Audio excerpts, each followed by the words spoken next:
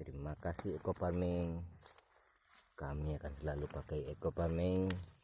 Tiap bertani kami akan pakai eco farming. Alhamdulillah, buah cabai kami lebat memakai pupuk organik aplikasi eco farming. Sekarang udah mulai masak.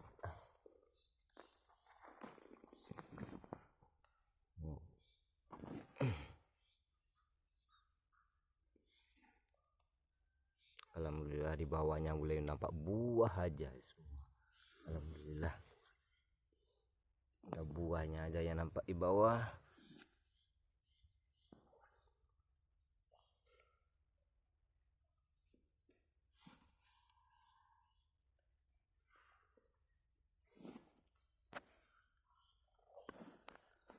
Udah mulai masak, udah mulai hitam.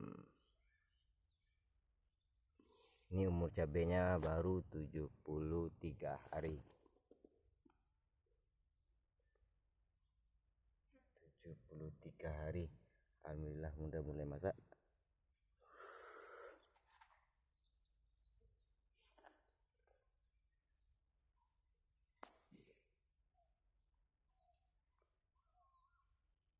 Mulai buahnya dari bawah.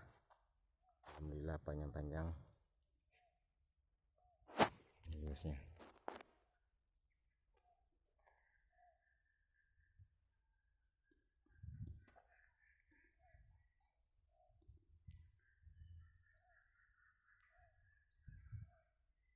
Udah mulai cabenya tinggi.